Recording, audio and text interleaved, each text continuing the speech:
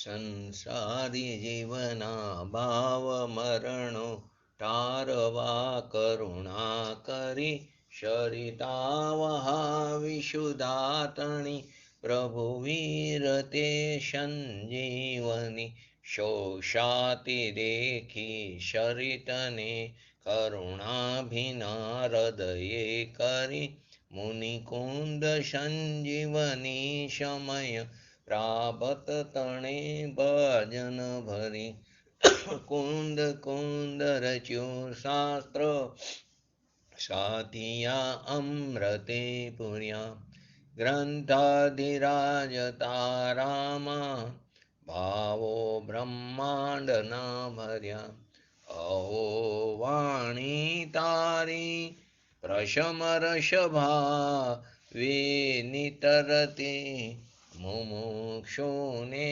પાતે અમૃત રસયંજલિ ભરી ભરી અનાદિની મૂર્છા વિષતણી ત્વરાથી ઉતરતી વિભાવેતી શંભી સ્વરૂપ ભણી દોડે પરિણતિ તું છે નિશ્ચય ગ્રંથ ભંગ સગરા વ્યવહારના ભેદવા તું પ્રજ્ઞાક્ષિણી જ્ઞાનને ઉદયની સંધિ સહુ છેદવા સાથી સાધકનો તું ભાનુ જગનો સંદેશમાં વીરનો વિષામો ભવ ક્લાંતના હૃદયનો તું પંથમો તીતણો શોણે તને રસનિબંધ શિથિલ થાય જાણી તને હૃદય જ્ઞાની તણા જણાય તું રૂચતા જગતની રુચિયાર શેષો તું રીઝતા શકલ જ્ઞાયક દેવ રીજે બનાવું પત્ર કુંદનના રત્નોના અક્ષરો લખી તથાપિ કુંદ સૂત્રોના અંકાએ મૂલ્યના કદી તથાપિ કાનવાણીના અંકાએ મૂલ્યના કદી નમો રિંગટાણં નમો સિદ્ધાણં નમો હયરણં નમો ઓજણં નમો લોયે શવ શ્રાવણં ચતારી મંગલમ હરિયંતા મંગલમ સિદ્ધા મંગલમ શાહુ મંગલમ કેવલી પંતો ધમો મંગલમ ચતારી લોગુતમા હરિયંતા લોગુતમા સિદ્ધા લોગુતમા શાહુ લોગુતમા કેવલી પંતો ધમો લોગુતમા ચતારી શરણ ભોજામી હરિયંતે શરણ ભોજામી સિદ્ધે શરણ ભોજામી શાહુ શરણ ભોજામી કેવલી પંતો ધમો શરણ ભોજામી ઓમ નમો હરિહંતાણમ. સમયસાર 14મી ગાથા ચાલે છે. તેની અંદર ગઈ વખતે છેલ્લે આપણે શ્રીમદ રાજચંદ્રજીની છેલ્લું વાક્ય લીધું હતું. ઉપજે મોહ વિકલ્પથી સમસ્ત આ સંસાર અંતરમુખ અવલોકતા વિલય થતા નહીં વાર. એટલે કે જે કર્મનો સંબંધ જે છે, રાગદ્વેષ આદિ છે, સુખ દુઃખ જે છે, એ કાયમી ચીજ નથી, એ ટકવાવાળી ચીજ નથી. તારી દ્રષ્ટિ અબધ ઉપર એટલે કે અબધ સ્વરૂપી પોતાના ભગવાન આત્મા ઉપર જશે તો એ રાગદ્વેષ આદિ વિકારી પરિણમન જે છે તેનો નાશ થઈ જશે. તારી દ્રષ્ટિમાં એ રહેશે નહીં. તો ઉપજે મોહ વિકલ્પથી સમસ્ત આ સંસાર. આ મોહ વિકલ્પને કારણે આખો સંસાર જે ઊભો થયો છે એ અંતર્મુખ અવલોકતા એટલે પોતાના સ્વભાવ ઉપર દ્રષ્ટિ કરતા અથવા તો અંતરદ્રષ્ટિ કરતા તે વિલય થતા નહીં વાર. એક સમયની અંદર તેનો વિલય થઈ જાય છે. વિલય કહો કે અભૂતાત કહો, એટલે કે અભૂતાત થતા કહો કે વિલય થતા, એને વાર લાગતી નથી. તો ઘણી જગ્યાએ સંયોગની પણ વાત આવે છે. તે વ્યવહારનું કથન ઘણું હોય છે, પરંતુ એનું ફળ શું છે? સંસાર છે. એનું ફળ સંસાર છે. જે કોઈ વાત કરે પુણ્યનો બંધ કર્યો હોય એને કારણે એને સંયોગ આદિ જે મળે છે તો કે પુણ્ય ફલા અર્યંતા એવા જે પણ શબ્દો છે તો એ વ્યવહારનું કથન હોય, પરંતુ એનું ફળ કે પુણ્યના ફળ સ્વરૂપે એને અર્યંત પદ નથી મળ્યું. એને તો પોતાના સ્વભાવના આશ્રય અર્યંત પદ મળ્યું છે. પુણ્યના ફળ સ્વરૂપ તો એને 8 પ્રતિહાર્ય આદિ વૈભવ મળ્યા છે. અને 12 લૌકિકમાં પુણ્યના ફળને કારણે જે સંયોગ મળે છે એનું ફળ તો સંસાર છે. તો કે કઈ ચીજનો સંબંધ છે? છોડવું છે એનું જ્ઞાન તો કરાવવું પડે ને. તમારે કઈ ચીજથી છૂટવું છે એનું જ્ઞાન તો કરવું પડશે ને. તમને જ્ઞાન નહીં હોય તો ખબર કેવી રીતે પડે મારે આ ચીજથી ભિન્ન પડવું છે? તો પહેલા તો એનું જ્ઞાન કરવું પડશે. તો કે એને જાણવું જરૂરી છે, ન્યાયપૂર્વક એ છે, જાણીને છોડવાનું છે. એનું આપણે એક્ઝામ્પલ વારંવાર લઈશી કે પિત્તરને જાણવું જરૂરી છે. લેવું છે પ્રયોજન સોનાનું, પરંતુ પિત્તરને પણ જાણવું જરૂરી છે. કેમ કે જ્યાં સુધી પિત્તરને જ્ઞાન નહીં હોય તો લૌકિકમાં કોઈ આપણને તે સોનાના બદલે પિત્તર આપી દેશે, તો એનું જાણવું જરૂરી છે. તો કે છોડવું છે એનું જ્ઞાન તો કરવું પડશે ને. જ્ઞાન કર્યા વગર શું છોડવું છે અને શું ગ્રહણ કરવું છે એ કેવી રીતે ખબર પડશે? તો કે રાગદ્વેષ આદિ જે છે તે દ્રષ્ટિમાંથી છોડવાનો છે અને પોતાના સ્વભાવનો આશ્રય કરવાનો, એને ગ્રહણ કરવાનું છે. તો એનું જ્ઞાન તો કરવું પડશે ને. તો કે આ તો રાગદ્વેષ આદિ તો હે છે બરાબર, આશ્રવવાદી હે છે, પરંતુ એનું જ્ઞાન તો કરવું પડશે ને. પુણ્ય પાપ આદિ જે શુભાશુભ ભાવ છે તેનું ફળ સંસાર છે, એનું ફળ બંધ છે, એનું જ્ઞાન તો કરવું પડશે ને. તો કે હે છે પણ જ્ઞેય તરીકે છે, એટલે જાણીને છોડવાનું છે બધું. તો જ્ઞાન કરવા લાયક છે કે નહીં? જ્ઞાનનો તો સ્વભાવ છે જાણવા લાયક. તો કે કોઈ ચીજ છે જ નહીં એમ નથી, છે, બધી વસ્તુનું અસ્તિત્વ છે, પરંતુ તે આદરવા લાયક નથી, માટે ત્યાં તેનો અભાવ કરવાની વાત બતાવવામાં આવી છે. જેમ વેદાંતિ એમ કહે છે કે જગતમાં બીજું કંઈ જ નથી, બધા ભ્રમ છે, આત્મા એક ભ્રમ છે અને જગત મિથ્યા છે. આત્મા એટલે કે એક ભ્રમ છે અને જગત છે મિથ્યા એમ નથી. પોતાના સ્વરૂપની અપેક્ષાએ જગત મિથ્યા છે. આપણા પોતાના સ્વદ્રવ્યની અપેક્ષાએ મારા સિવાય બધા જીવદ્રવ્ય મારા માટે અજીવ છે અથવા તો તે પદ્રવ્ય છે. અજીવ એટલે અચેતન નહીં, આ જીવ નથી. તો કે મારી અપેક્ષાએ બધા જીવ કેવા છે મારા માટે? પદ્રવ્ય છે અથવા તો અજીવ, એટલે કે તે આ જીવ નથી, પરંતુ તેની અપેક્ષાએ તો તે સત છે. તો કે જગતની અપેક્ષાએ જગત છે, પરંતુ આપણા સ્વરૂપની અપેક્ષાએ જગત કેવું છે? મિથ્યા છે. એને અભૂતાર્થ કીધું. અંતરદ્રષ્ટિએ જોવાથી રાગને અભૂતાર્થ કીધું. પરંતુ રાગ છે પોતાની પર્યાયમાં, રાગનું અસ્તિત્વ છે અલ્પજ્ઞ દશામાં, છદ્મ દશામાં. તો અંતરદ્રષ્ટિએ જોવાથી રાગ કેવો છે? અભૂતાર્થ છે. રાગની દ્રષ્ટિએ જોવાથી તે પર્યાય છે. રાગની દ્રષ્ટિએ જોવાથી શું છે? તે પર્યાય છે. રાગનું અસ્તિત્વ છે, રાગની દ્રષ્ટિએ જોઈ તો એ પર્યાય છે. રાગ છે તો નિષેધ કરીને અરાગ દ્રષ્ટિ થશે. અલ્પજ્ઞ દશાનું ભાન થશે તો પોતાના સ્વભાવ ઉપર દ્રષ્ટિ જવાથી, સ્વભાવનો આશ્રય પ્રબળ કરવાથી, દ્રવ્ય સ્વભાવનું જોર કરવાથી તે રાગદ્વેષ આદિનો નાશ થાય છે, તો અરાગ દ્રષ્ટિ થાય છે. તો આ 5 જે છે ભાવ તે વ્યવહારનીથી ભૂતાર્થ છે, પરંતુ નિશ્ચયનીથી કેવા છે? તે અભૂતાર્થ છે. આવા બદસ્પૃષ્ટ આદિ જે ભાવો છે એ અભૂતાર્થ હોવાથી એની અનુભૂતિ થઈ શકે છે. એ અનુભૂતિ થઈ શકે છે કેમ કે એ કાયમી ચીજ નથી, એનાથી તો ભગવાન આત્મા રહિત છે. તો કે એ પોતાના ઘરની દ્રષ્ટિ કરવાથી, પોતાના સ્વભાવની દ્રષ્ટિ કરવાથી તે અસત્ય જૂઠા થઈ જશે. આપણે અનાદિકાળથી માની રાખ્યું છે કે મારે કર્મ સાથે સંબંધ છે, મારામાં દુઃખ છે એમ માની રાખ્યું છે. તો એ કાયમી ચીજ નથી. આપણે તો એમ માની લઈશું કે દયા, દાન, વ્રત, તપ, ભક્તિ આદિ કરી છે તો મેં ધર્મ કરી નાખ્યું. કોઈ પૈસા ખર્ચવાનું એને ધર્મ માને, દયા, દાન, વ્રત આદિ કરે, અથવા તો કોઈ ધાર્મિક સંસ્થામાં દાન આદિ કરે, તો કે કોઈ ઉપવાસ કરી નાખવાનું, કે 10, 15, 20, 25 ઉપવાસ કરી નાખે. જો કોઈનું શરીર સારું હોય તે ઉપવાસમાં ઉતરી જાય છે, અપવાસમાં ઉતરી જાય. ઉપવાસ તો છે નહીં એને. શરીર સારું હોય તો એ અપવાસમાં ઉતરી જાય છે, અને લક્ષ્મીવાળો હોય તો તે દાનમાં ઉતરી જાય છે. બંને શુભ ભાવ કરે છે. એ રાગની મંદતા હોય તો શરીર સારું હોય, જે કરી શકતો હોય તો તે અપવાસમાં ઉતરી જાય છે, અને કોઈ પાસે એવી શરીરની એવી શક્તિ ન હોય અથવા મનોબળ મક્કમ ન હોય તો તેની પાસે પૈસા હોય તો તે દાનમાં ઉતરી જાય છે. બંને એમ માની લે છે કે મેં ધર્મ કર્યો, ખરેખર તે ધર્મ નથી. જે માયનું છે એ અપેક્ષાએ તે અધર્મ છે. તો કે જ્ઞાન ગુણ જે છે તે તો કેવો છે? ત્રિકાર છે. તો કે ત્રિકાર રહે છે તો એક સમયની પર્યાય છે એમાં આખો ગુણ આવી ગયો. જે જ્ઞાન ગુણ જે છે તે ત્રિકાર છે તો એક સમયની જે પર્યાય છે એમાં આખો ગુણ આવી ગયો. તો કે ના, આખો ગુણ એટલામાં નથી આવ્યો, એ દરેક અવસ્થામાં વર્તે છે. એક સમયની પર્યાયમાં આખો ગુણ નથી, એનો અંશ આવ્યો છે. એ દરેક અવસ્થામાં આપણે ગુણની વ્યાખ્યામાં શું બોલી છે?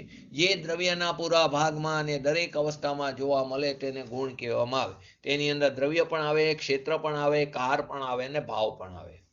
જે દ્રવ્યના તો દ્રવ્ય આવ્યું, એના પૂરા ભાગમાં એટલે ક્ષેત્ર આવ્યું, દરેક અવસ્થામાં એટલે કાર આવ્યું, તેને ગુણ એટલે કે ભાવ એટલે કે તે એટલે એ સ્વભાવ એટલે કે ભાવ કીધો. તો દ્રવ્ય, ક્ષેત્ર, કાર અને ભાવ આવી ગયો. તો કે આખો ગુણ એટલામાં આવી ગયો? તો કે નહીં, દરેક અવસ્થામાં તે વર્તે છે. એ આખો એટલામાં નથી આવતો. એક સમયની અવસ્થાની દ્રષ્ટિ કરવાથી આખા ગુણની દ્રષ્ટિ થતી નથી. એક સમયની અવસ્થા ઉપર દ્રષ્ટિ કરી તો આખા ગુણની દ્રષ્ટિ થતી નથી. માટે તો તે એક સમયની પર્યાય ઉપરથી દ્રષ્ટિ હટાવીને એકરૂપ જે ભગવાન આત્મા જે આખું દ્રવ્ય છે તેના ઉપર દ્રષ્ટિ દેવાની વાત છે. એ ગુણ જે છે તે આખા દ્રવ્યની અંદર રહેશે, એકરૂપ આખા ભાગમાં રહેશે, દ્રવ્યના પૂરા ભાગમાં, પૂરા ક્ષેત્રમાં, પૂરા સ્થાનમાં, એટલે કે આખા આત્મામાં એ જ્ઞાન પૂરામાં રહેશે. એક સમયનું અવસ્થાનું લક્ષ્ય છોડી દે, એ આ વાત એનું પ્રયોજન છે. એને એનાથી પ્રયોજન સિદ્ધ થાય છે. બતાવવાનું શું છે કે તારી અવસ્થામાં એક સમયની અવસ્થામાં આખો ગુણ નથી આવતો, માટે તે એક સમયની અવસ્થા ઉપરથી દ્રષ્ટિ છોડીને તારા સ્વભાવ ઉપર દ્રષ્ટિ કર. અને તારી જે અવસ્થા છે તે પરથી નથી થતી, તારાથી થાય છે. કોઈ પદ્રવ્ય તારી અવસ્થાની કરી શકતું નથી, તારાથી થાય છે. એ તારી પોતાની પર્યાય છે એ અપેક્ષાએ. અને જ્યારે પર્યાયની સ્વતંત્રતા બતાવે તો તે પર્યાય પોતાની યોગ્યતાથી પરિણમે છે. અહીં આ ગાથામાં એટલું બતાવે છે કે અવસ્થાના અંશમાં આખા દ્રવ્ય ગુણ ન આવ્યા. આખું દ્રવ્ય જે છે તે એક સમયની પર્યાયમાં નથી આવતું, એની પ્રતીતિ આવે છે. એટલે એક સમયની અવસ્થામાં આખા દ્રવ્ય ગુણ આવતા નથી. આખા દ્રવ્ય ગુણની પ્રતીતિ કર્યા વિના, આખું જે દ્રવ્ય ગુણ છે એની પ્રતીતિ કર્યા વિના એક અંશની જો પ્રતીતિ કરે તો એમાં આખો આત્મા આવતો નથી. એક અંશે એક સમયની પર્યાય એના આખા દ્રવ્ય ગુણની પ્રતીતિ ન કરી અને એક અંશની જો પ્રતીતિ કરી તો એમાં આખો આત્મા આવતો નથી. માટે એક સમયની અવસ્થાનું લક્ષ્ય છોડીને જે ત્રિકારી ભગવાન આત્મા છે, જે એકાકાર રૂપ છે, તેના ઉપર દ્રષ્ટિ કરવાથી સમ્યક દર્શન, સમ્યક જ્ઞાન, સમ્યક ચારિત્રની પ્રાપ્તિ થઈ જાય છે. માટે અહીં જે ભાવ બતાવ્યા છે બદ્ધ સ્પષ્ટ આદિ ભાવ, તે બદ્ધ સ્પષ્ટ આદિ ભાવોથી રહિત એવો પોતાનો ભગવાન આત્મા, એના ઉપર દ્રષ્ટિ રહેવાની વાત બતાવવામાં આવે છે.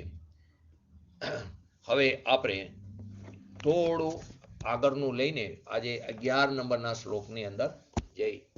11, 12 અને 13 સમયસર લીધું હોય તો સાથે રાખજો. પહેલી વસ્તુ, આ 14મી નંબરની ગાથાનો સારાંશ શું હતો કે આ શુદ્ધ અને નો વિષય જે પોતાનો ભગવાન આત્મા છે તેને આપણે 5 વિશેષણ બતાવ્યા. અબદ્ધ સ્પષ્ટ, બીજું અનન્ય, ત્રીજું નિયત, ચોથું અવિશેષ અને પાંચમું અણસંયુક્ત. તો અબદ્ધ સ્પર્શ વિશેષણ દ્વારા તેને પરથી ભિન્ન બતાવ્યું. કોનાથી બતાવ્યું? પરથી અથવા તો કર્મથી ભિન્ન બતાવ્યું. અવિશેષ વિશેષણ દ્વારા તેને ગુણભેદથી ભિન્ન બતાવ્યું. ગુણભેદથી તેને ભિન્ન બતાવ્યું અવિશેષ વિશેષણ દ્વારા. અને બાકીના જે 3 વિશેષણ અનન્ય, નિયત અને અણસંયુક્ત, એ 3 વિશેષણોના માધ્યમથી એને પર્યાયથી ભિન્ન બતાવવામાં આવ્યું. ફરીવાર, અબદ્ધ સ્પષ્ટ આદિથી કોનાથી ભિન્ન બતાવ્યું? પદ્રવ્યથી. અવિશેષ વિશેષણને એના માધ્યમથી કોનાથી ભિન્ન બતાવ્યું? તો કે ગુણભેદથી.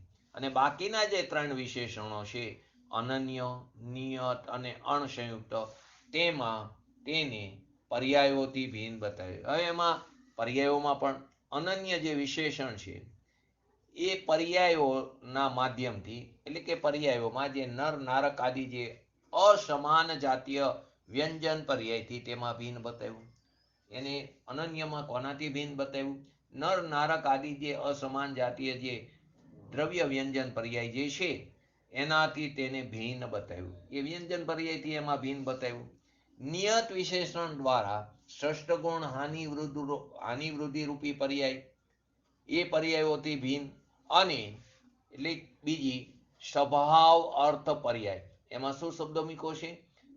હાનિ વૃદ્ધિ રૂપી અગુરુ લઘુત્વ ગુણની સ્વભાવ અર્થ પર્યાયથી તેને ભિન્ન બતાવ્યું. તેમજ ઔપશમિક, ક્ષાયોક્ષમિક અને ક્ષાયિક ભાવોથી ભિન્ન બતાવવામાં આવ્યું. એમાં એ પર્યાયથી ભિન્ન બતાવ્યું. અને અસંયુક્ત વિશેષણમાં ઔદૈહિક ભાવથી, એટલે કે રાગ દ્વેષ આદિ વિકારી ભાવોથી તેને ભિન્ન બતાવવામાં આવ્યું. ત્રણ વિશેષણમાં, અનન્ય વિશેષણમાં નર નારક આદિ જે પર્યાય છે વ્યંજન પર્યાય અસમાન જાતીય તેનાથી ભિન્ન બતાવ્યું. નિયતની અંદર ષષ્ઠ ગુણ હાનિ વૃદ્ધિ રૂપી અગુરુ લઘુત્વની સ્વભાવ અર્થ પર્યાય તેમજ ઔપશમિક, ક્ષાયોક્ષમિક અને ક્ષાયિક ભાવોથી ભિન્ન બતાવ્યું. અને અણસંયુક્તમાં તેને ઔદૈહિક ભાવ, એટલે કે રાગદ્વેષ આદિ વિકારી ભાવોથી તેને ત્યાં ભિન્ન બતાવવામાં આવ્યું. તો આ ભગવાન આત્માને વ્યંજન પર્યાયની ભિન્નતાને કારણે અનન્ય વિશેષણમાં દેહથી ભિન્ન, અનન્ય વિશેષણમાં દેહથી ભિન્ન બતાવ્યું. અબધ સ્પષ્ટ આદિમાં એ વિશેષણમાં એને દ્રવ્ય કર્મથી ભિન્ન બતાવ્યું, એમાં એને દ્રવ્ય કર્મથી ભિન્ન બતાવ્યું. અસંયુક્ત વિશેષણમાં તેને ભાવ કર્મ, રાગ દ્વેષ આદિ તે ભાવ કર્મ છે તેનાથી ભિન્ન બતાવ્યું. અને નિયત વિશેષણમાં પર્યાયોથી પાર, એટલે કે સર્વ પર્યાયોમાં એકાકાર. અને અવિશેષ વિશેષણમાં ગુણ ભેદથી ભિન્ન બતાવ્યું. ફરીવાર વ્યંજન પર્યાયની ભિન્નતાને કારણે એને અનન્ય વિશેષણમાં દેહથી ભિન્ન બતાવ્યું. એને અબધ સ્પષ્ટ વિશેષણમાં દ્રવ્ય કર્મથી ભિન્ન બતાવ્યું. અસંયુક્ત વિશેષણમાં ભાવ કર્મથી ભિન્ન બતાવ્યું. નિયત વિશેષણની અંદર પર્યાયોથી ષષ્ઠ ગુણ હાનિ વૃદ્ધિ રૂપી પર્યાયોથી ભિન્ન બતાવ્યું. અને અવિશેષ વિશેષણની અંદર તેને ગુણ ભેદથી ભિન્ન બતાવવામાં આવ્યું છે. આ બધી વિભિન્ન અપેક્ષાઓમાં આપણે સાથે આગળ સ્વાધ્યાયમાં આવી ગયું એમાં પ્રદેશ ભેદનો પણ ત્યાં નિષેધ થયો છે. આમ જેને આત્માને દેહથી ભિન્ન, જેને આત્માને દેહથી ભિન્ન, દ્રવ્ય ભાવ કર્મથી ભિન્ન, પર્યાયોથી પાર એમ સર્વ પર્યાયમાં એકાકાર તેનાથી રહિત, અને ગુણ ભેદથી ભિન્ન, પ્રદેશ ભેદથી ભિન્ન, અસંખ્ય પ્રદેશી જે એકરૂપ જે બતાવે છે તે શુદ્ધ નહીં છે.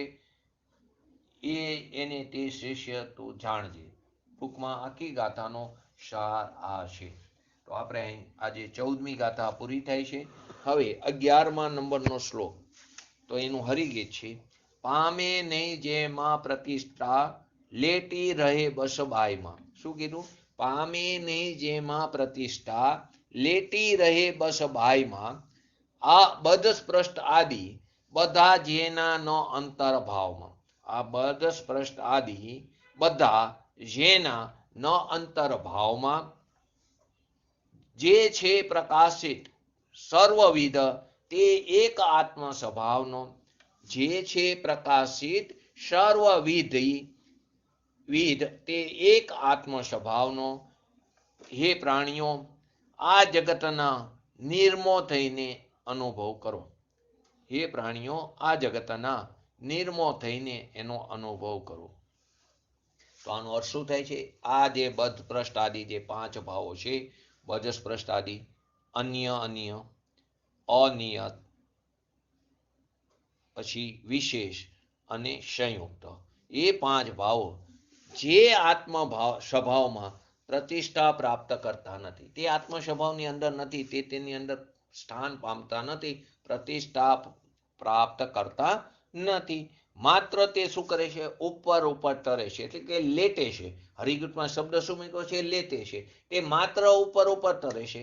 દ્રવ્ય સ્વભાવની અંદર એનો પ્રવેશ નથી. દ્રવ્ય સ્વભાવની અંદર એનો પરેશ નથી, ઉપર ઉપરની પર્યાયોમાં છે.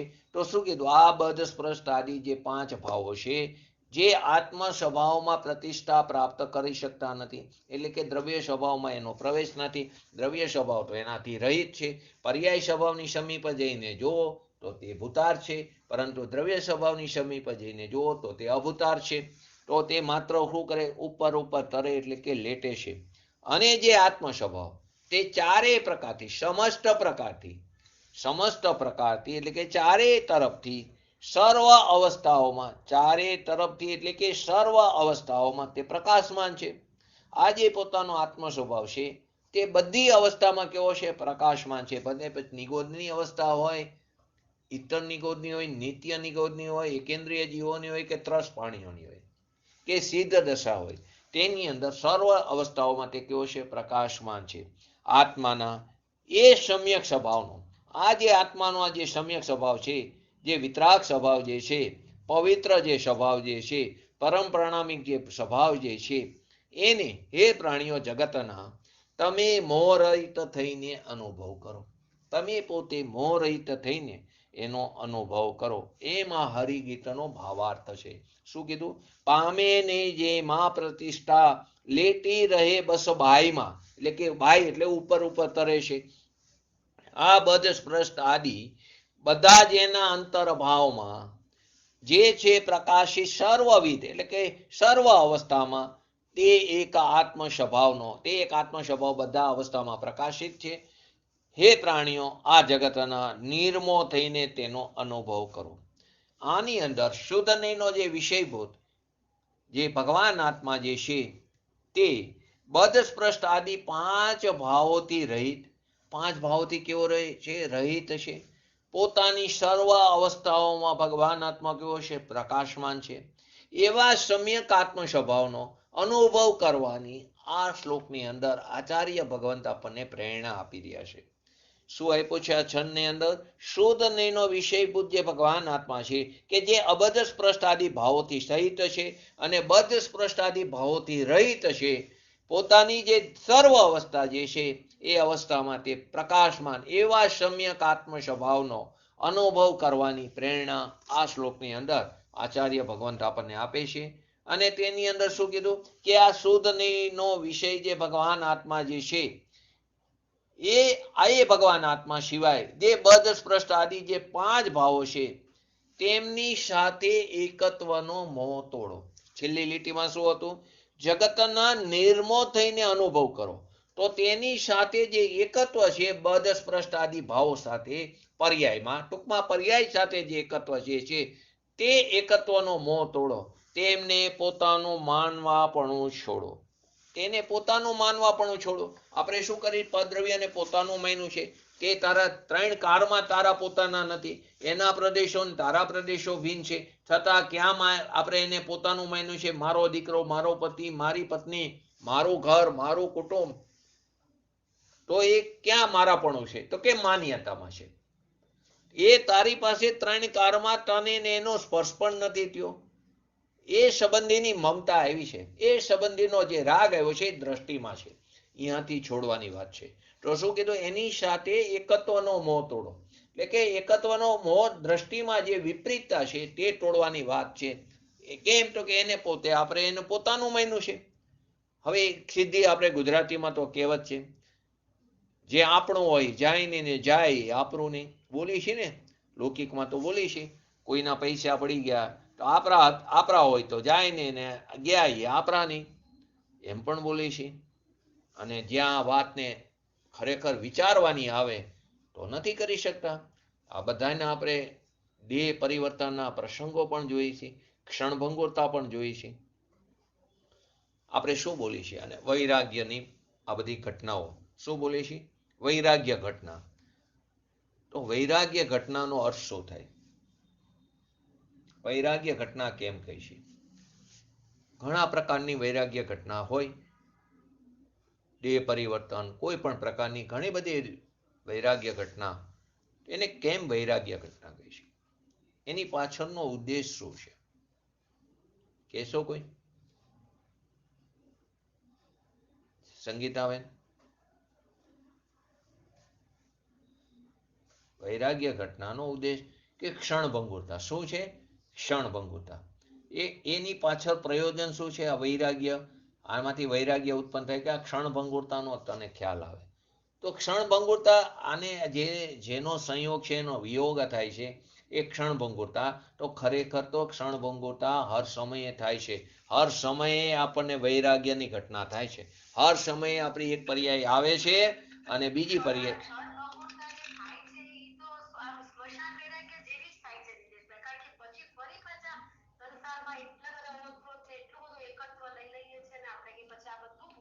બરાબર, સરસ, એકદમ સરસ. કે એવી છે, શમશાનમાંથી બહાર નીકળેલા હતા એની થઈ જાય છે.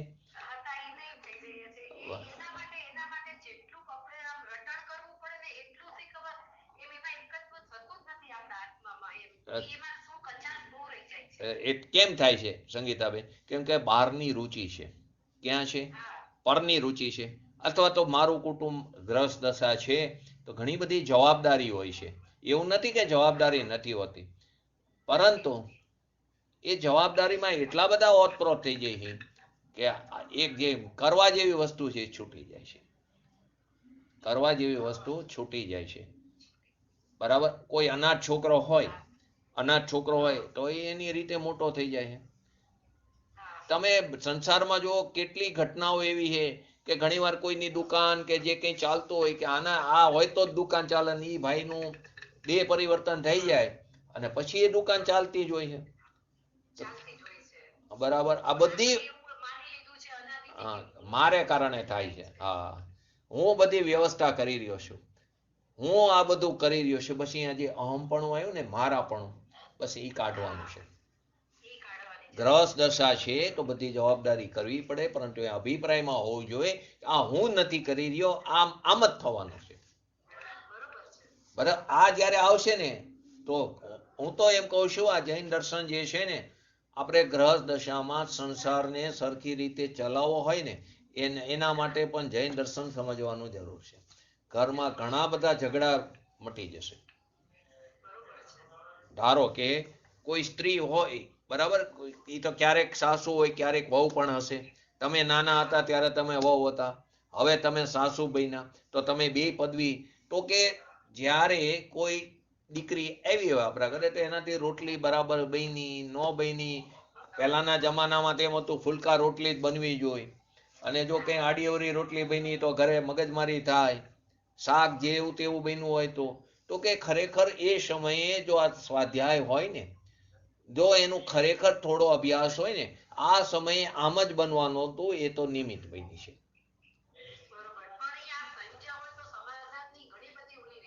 રહેશે, ઘણીવાર આવી પણ જાય છે. હું નથી કહેતો આપણા બધામાં પણ ક્રોધ આવી જાય છે, પરંતુ સ્વાધ્યાયનું થોડું બરસે ને તો પાછા આવશું, લાંબો નહીં હાલે. હા, તમને તરત યાદ આવશે કે હું શું કરી રહ્યો છું, આ તો મારું સ્વરૂપ નથી, મારા માટે આ શોભાસ્પદ નથી. એવું નથી કે સમ્યક દ્રષ્ટિને પણ ક્રોધ નથી આવતો, એને પણ આવે. આપણે તો હજી અજ્ઞાની છીએ, એને પણ ક્રોધ આવે, પરંતુ તે જે એને ક્રોધ આવે છે તેને ચારિત્ર મૌનિયના ઉદયને કારણે આવે, અસ્તિત્વના કારણે આવે. એને તો દર્શન મૌનિયનો અભાવ થઈ ગયો છે. પરંતુ આપણને તો મિથ્યાત્વ છે, તો આપણને પણ સ્વાધ્યાય છે છતાં પણ ક્રોધ આવતા, કોઈ પંડિતને પણ ક્રોધિત થતા દેખાય આપણને. એને આજે પ્રવચનમાં એના પોતાના પ્રવચનમાં કીધું હોય કે ક્રોધ ન કરો, રાગ દ્વેષ ન કરો, ને એનામાં દેખાય પણ ખરું, પરંતુ એને સ્વાધ્યાયના બળથી એના પોતાના પરિણામને ચકાસતો થાય. જો ખરેખર સ્વાધ્યાય એને કર્યો હોય યથાર્થ, તો એ પાછો આવી જાય છે, લાંબો નથી ચાલતો. અને આપણે એકત્વ એટલું બધું થયું એને તોડવા માટે પુરુષાર્થ પણ પ્રબળ કરવો પડશે. તો ખરેખર તો ક્ષણભંગુરતા પર્યાયની, હર સમયે પર્યાયમાં ક્ષણભંગુરતા છે, ઉત્પન્ન થાય, વ્યય થાય, તો એનું નામ વૈરાગ્ય છે. બહારની જે વૈરાગ્ય ઘટના છે એ તો છે જ, પણ હર સમયે આપણને વૈરાગ્યની ઘટના બને, પણ આપણને એ સ્વીકારતા નથી. માટે જ આપણે સંસારનું પરિભ્રમણને અટકાવી ન શકતા. તો કે આ જે બધા બદ સ્પૃષ્ટ આદિ જે 5 ભાવો છે એની સાથે એકત્વનો મોહ તોડવાની વાત કરી છે. એને આપણે પોતાનું જે માની લીધું છે, માન્યતામાં છે, દ્રષ્ટિમાં છે, તેમાંથી ત્યાં છોડવાની વાત બતાવી છે. અનુભવની અંદર, અનુભવમાં શ્રદ્ધા, જ્ઞાન, ચારિત્ર આદિ ગુણોની સર્વ અંતર્મુખી પર્યાયો એની અંદર સામેલ થાય છે. અનુભવના કારમાં બધાની સમ્યક નિર્મલ પર્યાય તેની અંદર સામેલ થાય છે. તેથી અહીં અનુભવ કરવાનો આશય એ બતાવ્યો છે આચાર્ય ભગવંતે કે શુદ્ધ નૈના વિષયભૂત ભગવાન આત્માને જ જાણો, એકને જ જાણો. શુદ્ધ નૈના વિષયભૂત ભગવાન આત્માને જ જાણો, તેમાં જ પોતાનું અહમપણું સ્થાપો. ખરેખર તો પર્યાયનો એવો સ્વભાવ છે કે બે જગ્યાએ જ અહમપણું કરે, કાં સ્વમાં કરે કે પરમાં કરે. તો અહીં એમ કહે છે તેમાં જ પોતાનું અહમપણું સ્થાપો, એની અંદર જ સ્થિર થઈ જાઓ, એની અંદર જ લીન થઈ જાઓ, એની અંદર જ જામી જાઓ, એની અંદર જ રમણ કરી લાવો, એની અંદર જ સમાઈ જાઓ. ખરેખર તો એમ છે. તેનું ધ્યાન કરો, તેને જ ધ્યાનનું ધ્યેય બનાવો.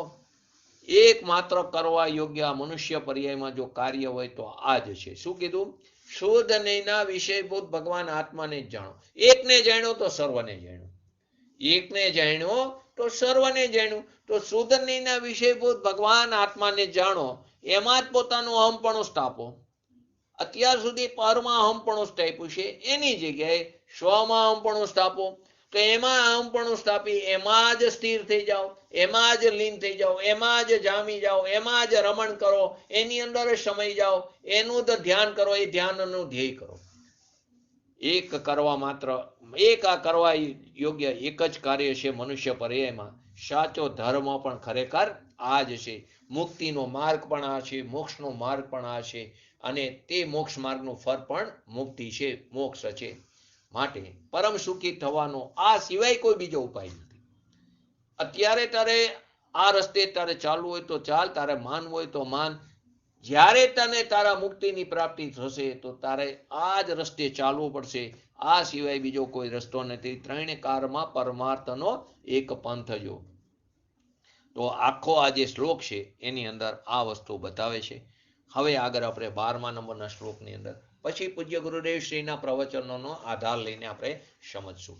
તો 12મા નંબરના શ્લોકની અંદર કરે જે નાશ મોહતણો, કરે જે નાશ મોહતણો પુરુષત્વ એ સુબુદ્ધિ. ફરી વાર, કરે જે નાશ મોહતણો પુરુષત્વે સુબુદ્ધિએ નિરખી ત્રણ કારના કર્મો તણા, નિરખી ત્રણ કારના કર્મો તણા બંધોથી ભીનપણે લહે તે આત્મા નિશ્ચલ સદા શાશ્વત મહિમાવંત, લહે તે આત્મા નિશ્ચલ સદા શાશ્વત મહિમાવંત વિરાજે પંક વિરહિત દેવ જે નિત્ય જ વ્યક્તપણે, વિરાજે પંક વિરહિત દેવ જે નિત્ય જ વ્યક્તપણે. તો શું કહે છે આ શ્લોકની અંદર? જો કોઈ બુદ્ધિમાન સમ્યક દ્રષ્ટિ ધર્માત્મા, કોઈ ધર્મી જીવ, કોઈ બુદ્ધિમાન ધર્માત્મા સમ્યક દ્રષ્ટિ ધર્માત્મા જીવ પોતાના, એ જીવ પોતાના આત્માને ભૂત વર્તમાન અને ભવિષ્ય કાળના એ કાર સંબંધી જે કર્મોનો જે બંધ છે તેનાથી ભિન્ન કરીને દેખે. કોણ? બુદ્ધિમાન સમ્યક દ્રષ્ટિ જે ધર્માત્મા જે છે તે પોતાના આત્માને ભૂત વર્તમાન અને ભવિષ્યના એ ભવિષ્યકાળ સંબંધી જે કર્મોનો સંબંધ છે એ કર્મોના બંધથી તેને ભિન્ન કરીને દેખે. પોતાની અંદર જે બધ સ્પષ્ટાદી જે ભાવો જે છે એ ભાવો પ્રત્યેનો જે એકત્વ મોહ છે તેના પોતાના નિજ પુરુષાર્થના બળપૂર્વક એને દૂર કરીને એને અંતરમાં જોવે, પોતાના સ્વભાવ ઉપર દ્રષ્ટિ કરે તો અનુભવ ગમ્ય મહિમાનો ધારક આ નિજ પરમાત્મા એ કર્મ કલંક રૂપ કાદવથી તે અલિપ્ત દેખાય છે. એનાથી તે નિશ્ચલ છે, તે નિત્ય છે, તે શાશ્વત છે, સ્વયં દેવાધિ દેવ રૂપે જ તેને દેખાય છે. કેમ કે શુદ્ધ નૈનો વિષયભૂત પોતાનો જે ભગવાન આત્મા છે તે સદાય દેહ દેવરમાં બધ સ્પષ્ટ આદિ ભાવોથી રહિત જ બિરાજમાન છે. શું કીધું? જે બુદ્ધિમાન પુરુષ છે સમ્યક દ્રષ્ટિ એ ધર્માત્મા જે છે એ પોતાના બ્રજ સ્પષ્ટ આદિ જે ભાવો જે છે, બધ સ્પષ્ટ આદિ ભાવો જે અભૂતાર છે, દ્રવ્ય સ્વભાવની સમીપ જઈને જોઈએ છે તો એ પ્રત્યેનો જે એકત્વનો જે મોહ છે, એકત્વપૂર્વક જે મોહ આપણને જે છે એને પોતાના પુરુષાર્થથી બળપૂર્વક એને દૂર કરીને અંતરંગમાં બહાર કરીને, એટલે કે પ્રબળ પુરુષાર્થ કરીને અંતરંગમાં જોઈએ તો અનુભવ ગમ્ય મહિમાનો ધારક એવો જે પોતાનો ભગવાન આત્મા છે, એ ભગવાન આત્માને કર્મ કલંકરૂપ કાદવથી કેવો છે? અલિપ્ત જોવે છે. એનાથી કેવો? અલિપ્ત જોવે છે. તે નિશ્ચલ છે, તે નિત્ય છે, તે શાશ્વત છે, તે સ્વયં દેવાથી દેવ રૂપે તે દેખાય, દેવોનો પણ દેવ રૂપે તે દેખાય છે. કેમ કે શુદ્ધ નૈનો વિષયભૂત આ જે ભગવાન આત્મા છે, તે સદાય પોતાના દેહ દેવરની અંદર સંસાર અવસ્થામાં તે બધ સ્પૃષ્ટ આદિ ભાવોથી તે કેવો છે? રહિત બિરાજમાન છે. ભગવાન કેટલા પ્રકારના હોય છે? ભગવાન કેટલા પ્રકારના હોય છે? ભગવાન કેટલા પ્રકારના હોય છે? બોલો સંગીતાબેન, ભગવાન કેટલા પ્રકારના હોય? નિકુંજભાઈ, ભગવાન બે પ્રકારના હોય છે. એક ભગવાન અર્યંત ભગવાન અને સિદ્ધ ભગવાન. એ અર્યંત અને સિદ્ધ પરમાત્મા જેમની પ્રતિમાજીઓ આપણે મંદિરમાં બિરાજમાન કરી છે, તે પ્રતિમાના માધ્યમથી આપણે તે મૂર્તિમાન પરમાત્માઓની નિત્ય ઉપાસના કરી છે. આપણે તેના રોજ દર્શન પણ કરી છે, જિનેશ્વર દર્શન પણ કરી છે, એની નિત્ય ઉપાસના કરીએ છીએ, આપણે એની ભક્તિ કરી છે, એની પૂજન કરીએ છીએ. જે માર્ગે તેઓ ચાલ્યા, જે રસ્તા ઉપર તેઓ ચાલ્યા, તે માર્ગ ઉપર ચાલવાનો આપણે એમના દર્શન કરીને સંકલ્પ પણ કરીએ છીએ, એની ભાવના પણ ભાવીએ છીએ. તે સિદ્ધ અને અર્યંત પરમાત્માને કાર્ય પરમાત્મા કહેવામાં આવ્યા. એને શું કહેવામાં આવ્યું? કાર્ય પરમાત્મા. ભગવાન બે પ્રકારના. એક ભગવાન અર્યંત અને સિદ્ધ ભગવાન, કે જેમની પ્રતિમાજી, જેમની મૂર્તિઓ અંદર આપણે બિરાજમાન કરી છે, ચાર નિક્ષેપ સંબંધી એ મૂર્તિઓ મંદિરમાં બિરાજમાન છે, અને તે મૂર્તિઓના માધ્યમથી આપણે તે મૂર્તિમાન પરમાત્માની નિત્ય ઉપાસના પણ કરી છે, તેમની ભક્તિ કરી છે, તેમની પૂજા કરી છે, તેમનો અભિષેક કરી છે, અને તે જે માર્ગે તેઓ ચાલ્યા છે તે માર્ગ ઉપર ચાલવાનો આપણે સંકલ્પ પણ કરીએ છીએ, આપણે એવી ભાવના પણ ભાવી છે. તે અર્યંત અને સિદ્ધ ભગવાનને કાર્ય પરમાત્મા કહેવામાં આવ્યા. બીજા જે પરમાત્મા છે તે દેહ દેવરની અંદર બિરાજમાન છે. બીજા દેહ દેવરની અંદર બિરાજમાન એ કોણ છે? કે શુદ્ધ નૈનો વિષયભૂત જે ભગવાન આત્મા, તે અબધ સ્પષ્ટ ભાવોથી સહિત અને બધ સ્પષ્ટ આદિ ભાવોથી રહિત એ જે ભગવાન આત્મા છે, એ પણ પરમાત્મા છે. તે પણ ભગવાન કીધા અને તેને કારણ પરમાત્મા કીધા. બે પરમાત્મા થયા, એક કાર્ય પરમાત્મા અને એક કારણ પરમાત્મા. અર્યંત અને સિદ્ધ ભગવાનને કાર્ય પરમાત્મા કીધું, અને દેહ દેવરની અંદર બિરાજમાન જે પોતાનો ભગવાન આત્મા છે તેની કારણ પરમાત્મા. હવે એ કારણ પરમાત્માનો સ્વીકાર કરો તો કાર્ય પરમાત્મા પણ પ્રગટ થયા વગર નહીં રહે, તો કાર્ય થયા વગર નહીં રહે, પર્યાયમાં પરમાત્મા પણ પ્રગટ થયા વગર નહીં રહે. મંદિરમાં બિરાજમાન જે પરમાત્મા છે એનું દર્શનનું નામ આપણે શું કીધી? મેં આજ પોસ્ટ પણ મૂકી છે, આજ કે 2 દિવસ પહેલા. મંદિરમાં બિરાજમાન પરમાત્માના દર્શનનું નામ શું છે? દેવ દર્શન. એનું નામ શું છે? દેવ દર્શન, અથવા તો જિનેશ્વર દર્શન. એનું અથવા બીજું નામ જીન દર્શન, દેવ દર્શન છે. અને તેના દર્શન કરવાથી આપણને શું થાય? સાતિશ્ય પુણ્યનો બંધ થાય છે. એના દર્શન કરવાથી જો કશાયની મંદતા હોય તો સાતિશ્ય પુણ્યનો તેનાથી બંધ થાય છે. કોનાથી? મંદિરમાં બિરાજમાન કાર્ય પરમાત્મા અથવા તો અર્યંત અને સિદ્ધ ભગવાનની જે પ્રતિમાજી જે છે, જે પ્રતિમાજીને આપણે ત્યાં બિરાજમાન કર્યા છે વિધિસર, એવા પરમાત્માઓનું દર્શનનું નામ દેવ દર્શન કે જીન દર્શન જે કહીએ છીએ, તેનાથી આપણને સાતિશ્ય પુણ્યનો બંધ થાય છે. પરંતુ જે દેહ દેવરની અંદર બિરાજમાન ભગવાન આત્મા છે, દેહ દેવરની અંદર જે બિરાજમાન પોતાના ભગવાન આત્મા એટલે કે જે કારણ પરમાત્મા છે, એ ભગવાન આત્માના દર્શનનું નામ શું છે? તો કે એ ભગવાન શું છે? બોલો બોલો સંગીતાબેન, ખોલ્યું તું મ્યુટ. હા, એ ભગવાન આત્માના દર્શનનું નામ સમ્યક દર્શન છે. અને તેનાથી કોઈ પણ કર્મનો બંધ થતો નથી. એનાથી કોઈ પણ પ્રકારના કર્મનો બંધ ન થતો. ઓલામાં તો સાતિશ્ય પુણ્યનો બંધ થયો, તે અઘાતી કર્મનો બંધ થયો. તેનાથી કોઈ પણ કર્મનો બંધ થતો નથી, પરંતુ બંધનો અભાવ થાય છે. કર્મ બંધન ત્યાં કપાય છે. એનાથી શું થાય? કર્મનો અભાવ થાય છે. કોઈ પણ પ્રકારના કર્મનો બંધ થતો નથી. ઉલટાના જે પૂર્વે કરેલા જે બંધ છે તે કપાય છે. કર્મ બંધન શું થાય? કપાય છે. તો ટૂંકમાં બે પરમાત્મા લીધા, એક અર્યંત પરમાત્મા અને સિદ્ધ પરમાત્મા. એટલે એ એક પરમાત્મા જેને આપણે કાર્ય પરમાત્મા કીધા, જે અંદર આપણે જીન મંદિરમાં બિરાજમાન કર્યા છે, એની આપણે નિત્ય ઉપાસના પણ કરી છે. અને તે જે રસ્તા ઉપર ચાલ્યા છીએ તે રસ્તા ઉપર આપણે ચાલી એવી ભાવના પણ ભાવી છે, એવો સંકલ્પ પણ કરી છે. અને તેના દર્શન કરવા તેને દેવ દર્શન કીધો. અને તેના ફળ સ્વરૂપે આપણને સાતિશ્ય પુણ્યનો બંધ થાય છે. પરંતુ દેહ દેવરમાં જે ભગવાન આત્મા જે વિરાજમાન છે એના દર્શન કરવાથી સમ્યક દર્શન થાય છે. અને તેનાથી કોઈ કર્મનો બંધ થતો નથી, પરંતુ બંધનો અભાવ થાય છે. એટલે કે કર્મ બંધ કપાય છે. આ ત્રિકારી ધ્રુવ નિજ ભગવાન આત્માના આશ્રયથી સમ્યક દર્શન, જ્ઞાન, ચારિત્ર આદિની પ્રાપ્તિ થાય છે. પર્યાયમાં વિતરાગતાની પ્રાપ્તિ થાય છે. આ સંસારી આત્મા પર્યાયમાં પરમાત્મા બને છે. આ સંસારી આત્મા, અપરો ભગવાન આત્મા, આ સંસારી આત્મા તે પર્યાયમાં પરમાત્મા પણ પ્રાપ્ત કરે છે. ક્યારે? કે એના ઉપર દ્રષ્ટિ દેવાથી.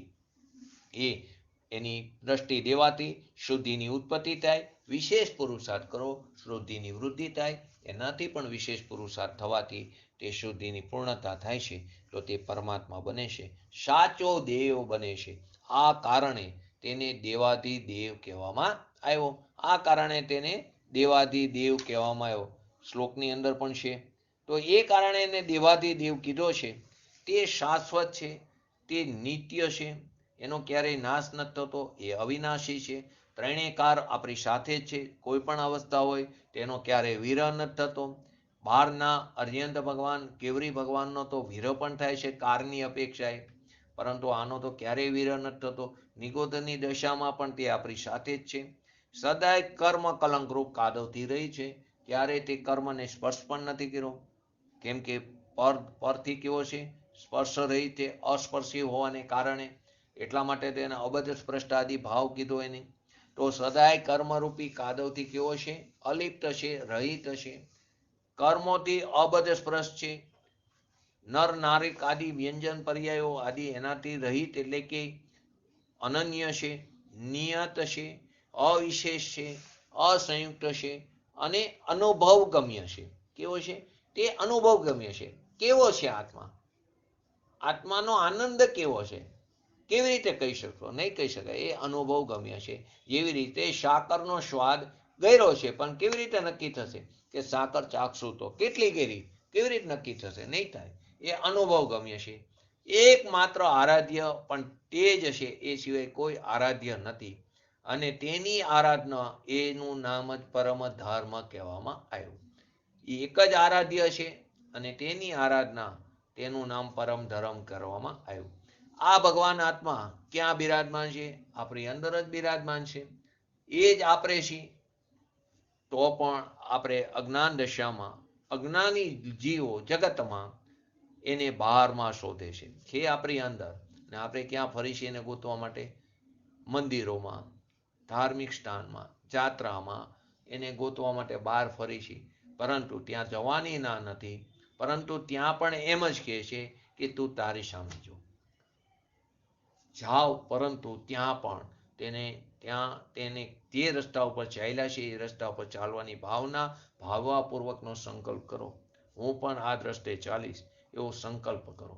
આપણે તો આડાવડા સંકલ્પ કરી કે હું ભગવાનનો અભિષેક કરીશ, હું ભગવાનની પૂજા કરીશ, હું ભગવાનના દર્શન કરીશ. કરવાની વાત નથી, એ કરવાની ના નથી. એની પ્રતિજ્ઞા નહીં લેવાની, એનો સંકલ્પ કરવાનો. પ્રતિજ્ઞા લેવાથી જો પારી નહીં શકાય તો મોટો પાપનો બંધ પડે છે. માટે પ્રતિજ્ઞા લેતા પહેલા 10 વાર વિચાર કરો કે આપણે કરી શકીએ છીએ કે નથી કરી શકતા. ઘણા એવી પ્રતિજ્ઞા લે, કોઈ વારે કોઈ પંડિતો પરાણે કરાવે, એની હાજરીમાં કોઈ પરાણે કરાવે તો કે હું રોજનો 2 કલાક સ્વાધ્યાય કરીશ, હું રોજનો 15 મિનિટ, રોજનો અડધી કલાક. તો સ્વાધ્યાય આજ ન થાય 15 મિનિટ, તો મનથી એવું માની લે કે આજ 15 મિનિટ નથી કર્યો, કાલ અડધી કલાક કરીશ. હવે કાલે કોઈ કારણસર ન થાય તો કે એના પછીના દિવસે 45 મિનિટ કરીશ. તો એ કોઈ દિવસ એનો સ્વાધ્યાય થઈ શકતો જ નથી. તો એ મોટો પાપનો બંધ પડે છે. માટે પ્રતિજ્ઞા ન કરી સંકલ્પ કરો. પ્રતિજ્ઞા કરવી તો પાલન થઈ શકે તો જ પ્રતિજ્ઞા કરવી. તો કે આ ભગવાન આત્મા આની અંદર પોતાની અંદર જ બિરાજમાન છે અને આપણે ગોતીશી બહાર. આજ આપણી ભૂલ છે.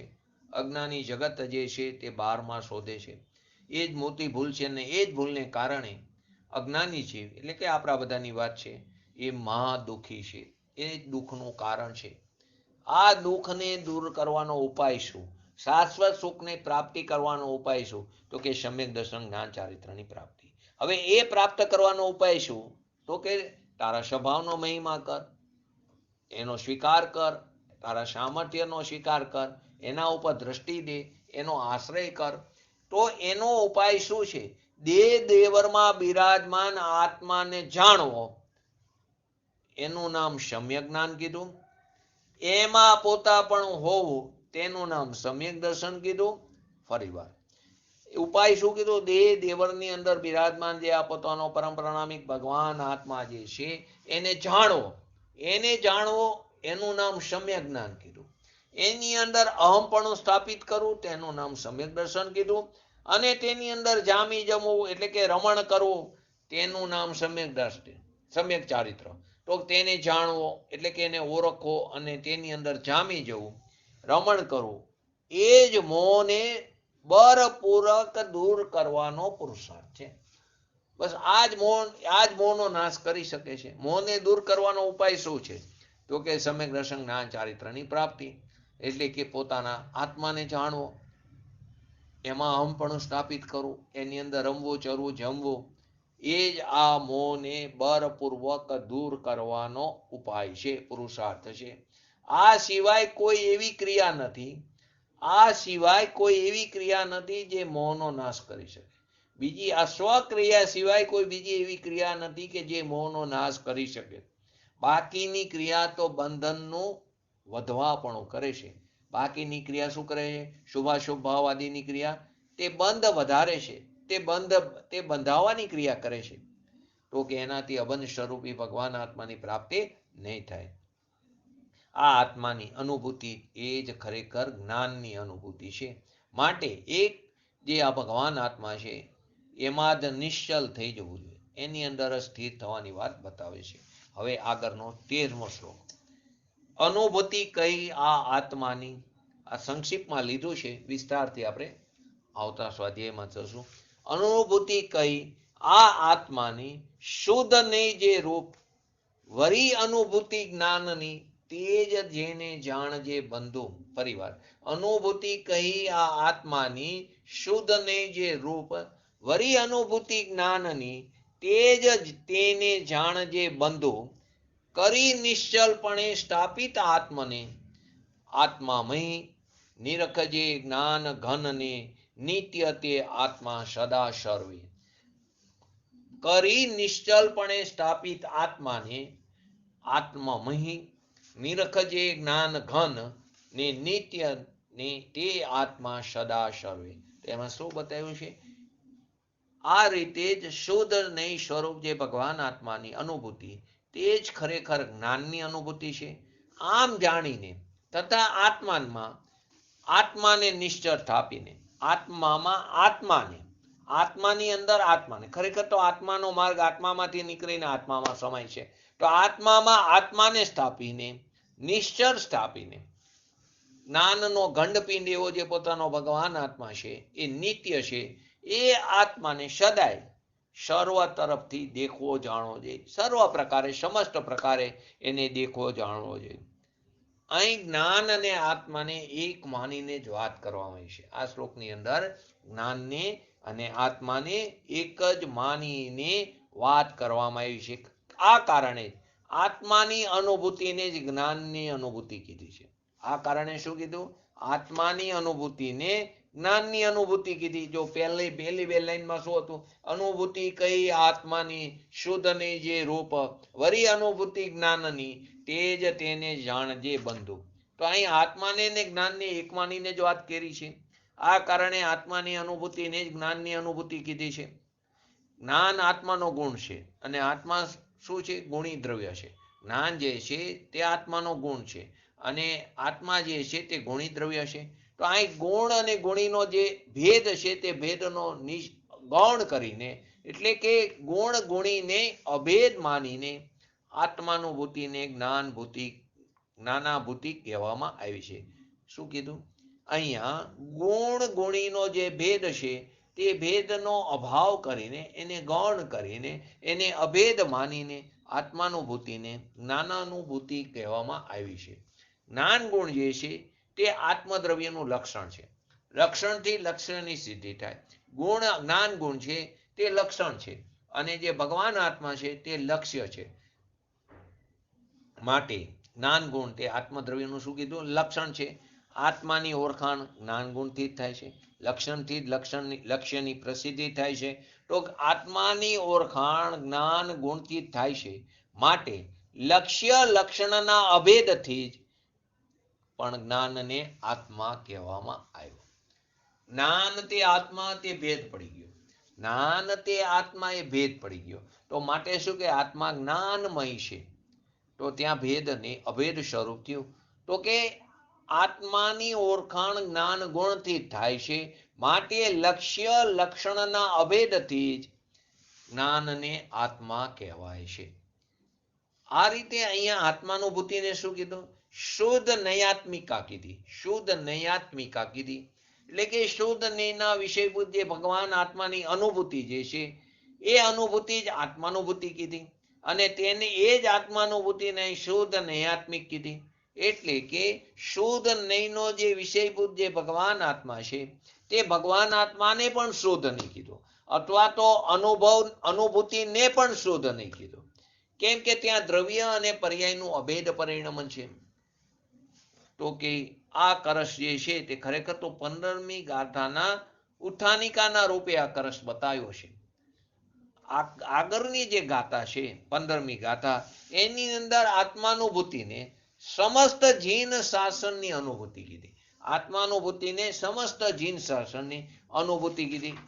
એ ગાથામાં શું આવે છે? અબજ સ્પષ્ટ અનન્ય જે અવિશેષ દેખે આત્માને. એમાં 3 વિશેષણ લીધા, 2 નથી લીધા પણ એને ગર્ભિત છે. તો કેમ કે ગાથાના પ્રમાણે એને 2 ને નથી લીધા કેમ કે આગળ બીજી લાઈન લેવી છે ને. અબજ સ્પષ્ટ અનન્ય જે અવિશેષ દેખે આત્માને તે દ્રવ્ય તેમજ ભાવ જીન શાસનને શકલ દેખે કરે. તો શું કહે છે? એ ગાથાની અંદર આત્માનુભૂતિને સમસ્ત જીન શાસનની અનુભૂતિ કીધી છે. માટે જ આ કરશની અંદર આત્માનુભૂતિની પ્રેરણા બતાવવામાં આવી રહી છે. આ કરશ તો ખરેખર પ્રેરણા આપવાનો જ કરશ છે. આ ખરેખર તો અમરચંદ્ર આચાર્યજીની એક ખાસિયત છે કે ટીકામાં ગાથાનો મર્મ ખોલે છે. એની જે ટીકા હોય છે ને એની અંદર ગાથાનો મર્મ ખોલે છે અને ગાથાના ભાવને ગાથાના ભાવ જે છે એને તર્ક અને વિતર્કથી અથવા તર્ક અને યુક્તિથી એને શું કરે છે? સિદ્ધ કરે છે. ગાથાના ભાવને તર્ક અને યુક્તિથી સિદ્ધ કરે છે ઉદાહરણો આપીને, જેથી આપણને સમજાય. આપણે 5 ઉદાહરણ લીધા એટલે ખબર પડી અબજ સ્પષ્ટ આદિ 5 ભાવોની. અને કરશોના માધ્યમથી 2 વસ્તુ આવી. એક ગાથાનું માધ્યમ આવ્યું, એક કરશનું માધ્યમ આવ્યું.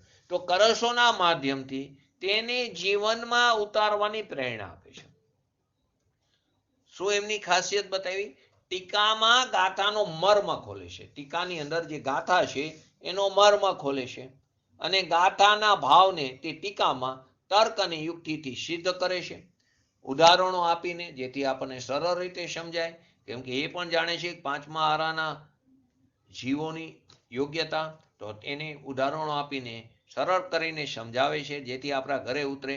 અને કરશોના માધ્યમથી તેને જીવનમાં ઉતારવાની પ્રેરણા પણ આપે છે. આથી કરશની જે કંઈ વાત છે એમાં વિશેષ કંઈ કહેવાનું રહેતું નથી કેમ કે તો પ્રેરણાદાયક વાત છે.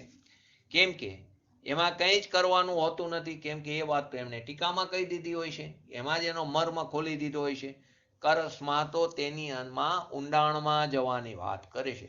કરશમાં જે મર્મ ખોલ્યો છે તેનું વધારે ચિંતન મનન મંથન કરીને તેના ઊંડાણમાં જવાની વાત કરે છે.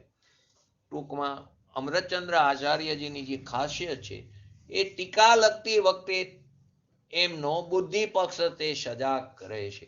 ટીકા લખે ત્યારે તેમનો બુદ્ધિ પક્ષ તો જે તર્ક અને યુક્તિથી સિદ્ધ કરે ને તો તેમનો બુદ્ધિ પક્ષ સજાગ રહે છે અને કરશની અંદર તેમનું જે હૈયો છે, એમનો જે ભાવ છે તે હિલોરે ચડે છે.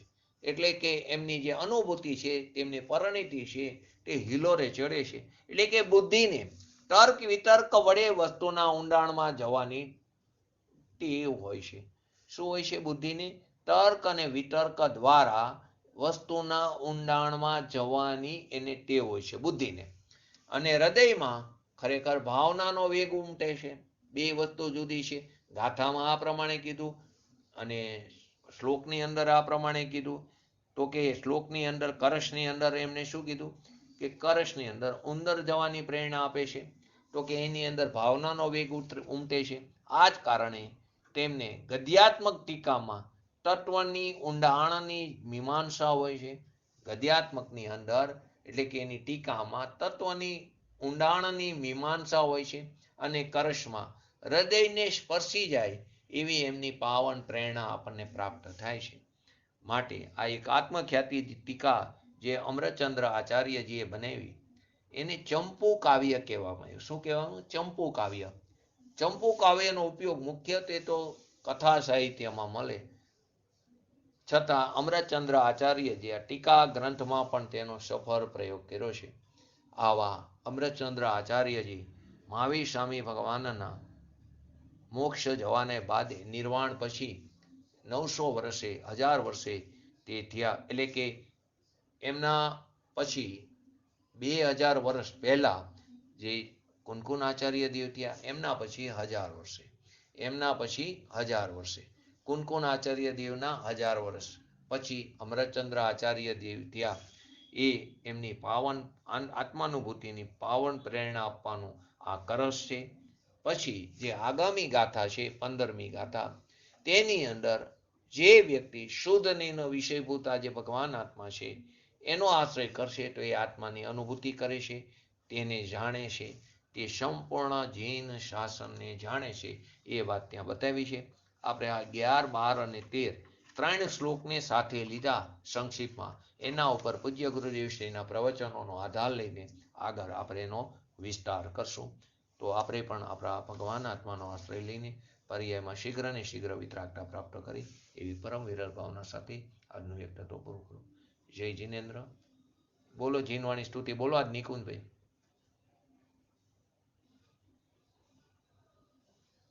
બોલો.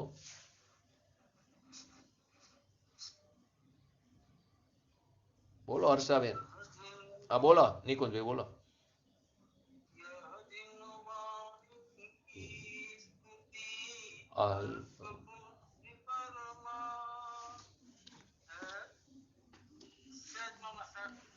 બોલો બોલો હારે હર્ષાબેન.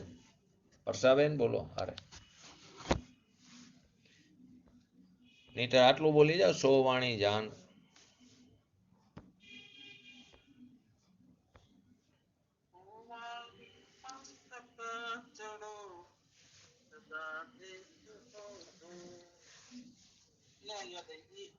વાંધો નહીં. નમો રિંગ ટાણંગ નમો સિદ્ધાણંગ નમો આયરણમ નમો અવજણમ નમો લોહીશવ શ્રવણમ ચત્તારી મંગલમ અરિયંતા મંગલમ સિદ્ધા મંગલમ શાહુ મંગલમ કેવલી પંતો ધર્મ મંગલમ ચત્તારી લોકોતમા અરિયંતા લોકોતમા સિદ્ધા લોકોતમા શાહુ લોકોતમા કેવલી પંતો ધર્મ લોકોતમા ચત્તારી શરણ ભોજામી અરિયંતે શરણ ભોજામી સિદ્ધે શરણ ભોજામી શાહુ શરણ ભોજામી કેવલી પંતો ધર્મ શરણ ભોજામી. બોલીએ શ્રી પંચ પરમેષ્ઠી ભગવંતોનો જય હો. બોલીએ શ્રી જીનવાણી માતનો જય હો. બોલીએ શ્રી પરમ પૂજ્ય પરમોપકારી સદગુરુ દેવનો જય હો. બોલીએ શ્રી પ્રચમૂર્તિ ભગવતી માતનો જય હો. બોલીએ શ્રી સનાતન જૈન દિગંબર ધર્મનો